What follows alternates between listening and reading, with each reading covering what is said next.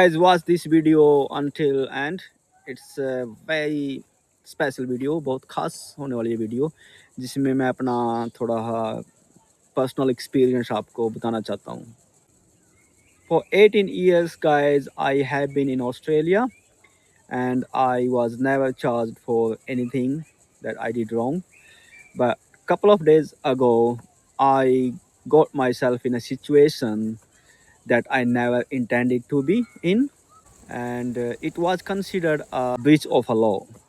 So because of that, I was required actually to stay in a cell, holding cell, until I was presented or I appeared in front of a magistrate. तो दोस्तों, मुझे वहाँ पे एक cell में रखा गया 5-6 घंटे.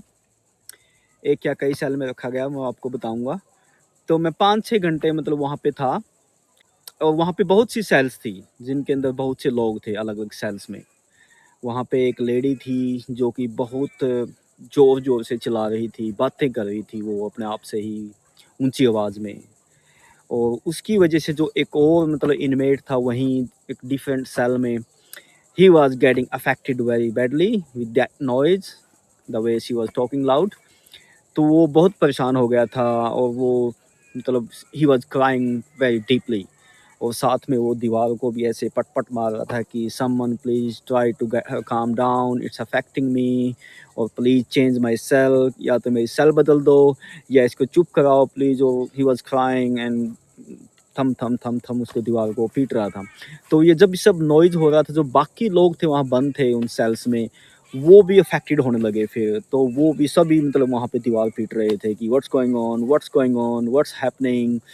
तो in total guys it was an intense environment उस सेल के अंदर था. काफ़ी मतलब ऑफिसर भी काफ़ी थे वहाँ पे, और इनमेट्स भी काफ़ी थे वहाँ पे, जो मतलब सभी was a big noise around. And meanwhile me दोस्तों, जिस सेल में मैं बंद था कोठरी में, तो मैंने वहाँ पे अपनी मतलब आंखें बंद की थी. मतलब होल दिस टाइम जो मैं वहाँ पे था फॉर 5-6 आवर्स, मतलब मैंने सिर्फ अपनी आंखें बंद की हुई थी, और मैंने विपासना मेडिटेशन की दोस्तों, कि जो कि गौतम बुद्ध ने एक टाइम पे सिखाई थी. और वो एक ब्रीदिंग एक्सरसाइज है, टेक्निक है, जहाँ आप मतलब सांस अंदर जाता है, सांस बाहर जाता है, उस पर सिर्फ आप फोकस करते हो. मतलब that's how I coped with it. तो होल टाइम मैंने अपनी मेडिटेशन वहाँ पे की. तो मैं ये कहना चाहता हूँ दोस्तों, एक तो चीज़ कि आपका कोई भी फेद है ना, आप किसी भी भगवान में विश्वास रखते हो, किसी भी रिलीजन में विश्वास रखते हो, कि ऐसे टाइम पे आपका जो फेद है वो बहुत काम आता है. आपका फेद आपके साथ होना, तो आप कहीं भी बिठा दो आपको, आपको कोई परवाह नहीं पड़ती. मुझे कोई इतना परेशानी नहीं हुई दोस्तों वहाँ पे कि मैं मतलब बहुत ज़्यादा वो हो गया हूँ, स्ट्रेस हो गया हूँ, डिस्ट्रेस हो गया हूँ. I was just enjoy my meditation. तो मैं यही कहूँगा कि आपका जो फेद है भाई, जिस भी आप मतलब रिलीजन में आप गॉड में विश्वास रखते हैं, please keep it with yourself, keep it, stick to it, stick to it, यही मैं कहूँगा. तो उसके बाद दोस्तों मुझे उस सेल में से निकाल के नेक्स्ट सेल में डाल दिया गया, जहाँ पे 2-3 लोग और थे. तो वो क्या होता है कि वो जब आपको मजिस्ट्रेट के पास लेके जाते हैं, तो आपको 5-6 सेल से गुजरना पड़ता है. एक से निकाल के अगले में डाल देते हैं, जहाँ पे 1-2 आदमी पहले से बैठा होगा. फिर मतलब उसमें से एक निकाल के लेके जाएंगे वो. तो फिर उसके बाद आपका नंबर आएगा, आपको अगली सेल में डाल दिया जाएगा. तो ऐसे ऐसे ही 5-6 सेल में आपको गुजरना पड़ता है मजिस्ट्रेट के सामने जाने से पहले. तो वहाँ पे जो 2-3 लोग और थे, उनमें से मतलब एक तो शांत था, बैठा हुआ था आराम से, लेकिन the other 2 people were crying very deeply too. They were very upset and they were crying whole this time. लेकिन जो वर्स्ट पार्ट था दोस्तों वहाँ का था, वो था जो वहाँ की जो सेल की डोर हैं, जो आयरन डोर्स हैं वहाँ की, जो मतलब सेल की, और वो जब एवरी टाइम जब कोई बाहर जाता था, अंदर आता था, वो जब वो बंद होती है दोस्तों, वो जो साउंड है थी ना, वो इतनी तेज़ साउंड थी कि वो आपके दिमाग के कान से लेके पूरी बॉडी के अंदर से गुजरती है ऐसे. मतलब was a very intense sound. ब्ड़ाक, ब्ड़ाक, ब्ड़ाक ऐसे होता था. मतलब एवरी टाइम जब दरवाज़ा बंद होता था, ब्ड़ाक. I don't know why they using that severe sound there, but it was like very intense sound दोस्तों, जो कि आपके कान में जाके बैंग बजती थी एकदम से.